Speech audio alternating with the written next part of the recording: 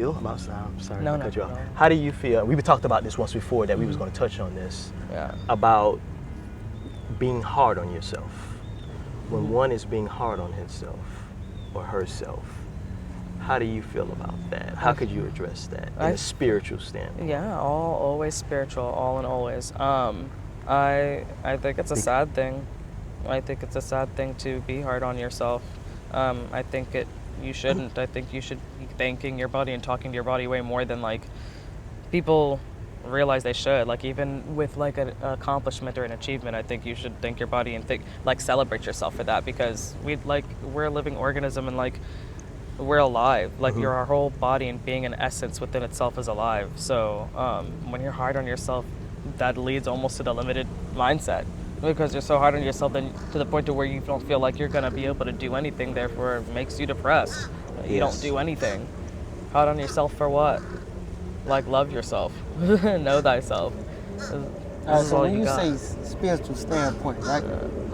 So like what's that? Like more than what you see, like what you like how that works? I'm not getting it because you keep saying in a spiritual standpoint. So Like, not practical. Like, not surface level. Like, deep within, like your spirit, mind, soul aspect of it. How you feel?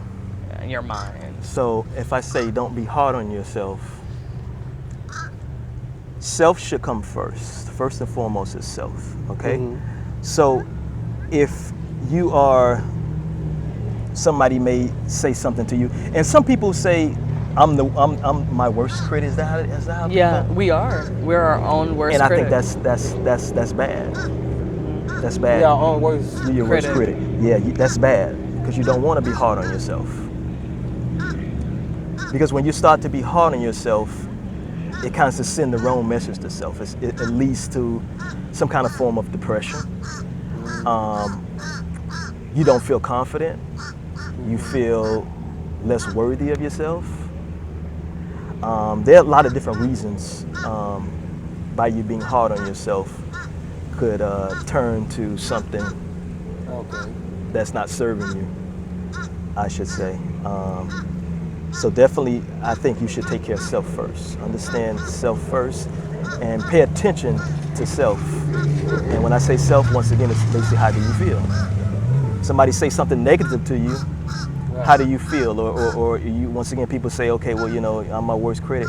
How do you feel behind when you say that? How do you feel behind when you say things? Behind closed door, how do you feel? It don't necessarily have to be behind closed doors. It's just whenever somebody says something, when you actually take that advice in, how do you feel about that particular advice or something that you said about yourself? How do you feel about it? You know what I mean? Somebody call you, you know, maybe call you out your name, and how do you feel behind that?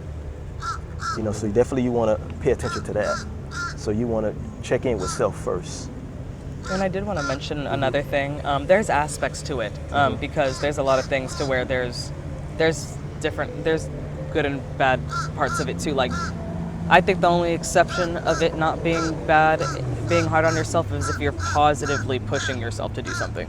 You know what I mean? Like, to kind of come on, like how like trainers are like, no, like they're crying, they're like, no, one more. Because when I did rhythmic gymnastics and we did conditioning, oh my God, I was crying, but that made me better, like to who I was today. And I was supposed to represent the Olympics, you know, so I was like so annoyed because I was nationally ranked, and so I didn't have to go to sixth period, but like I cried every day driving an hour to the coach because she was such a peasy, but she was so good, and we ended up being so tight. That's just how it is. That's the only like exception of like being hard on yourself in that way, but I wouldn't even use that phrase because it sounds like it has a negative tone.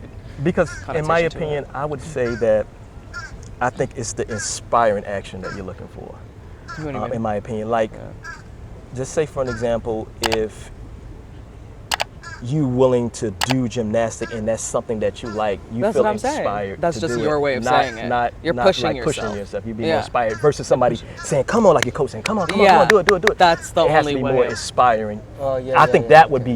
be, and like I said, in my opinion, I think that would be something that I'd be more say. I think you should more follow that more then Okay, you well, know. that's your opinion. Yeah, But that's what I I'm saying. totally respect that. Yeah. I see it in that aspect as well. Yeah, Yeah. because it can make you a better player or something like that. Yeah, whatever you because in. I literally felt like I was living my mom's dream, but I was still good as hell because I got pushed, and I didn't like it, and it sucked, and I cried all the time. Like, but I thank Masha at the same time because like I wouldn't have been like able to almost represent them. Like I couldn't represent Haiti. Another story for a long time, another time, but I couldn't. I almost did. I almost did. I was pretty good. I stopped at 17, but that was that push, whether I liked it or not. But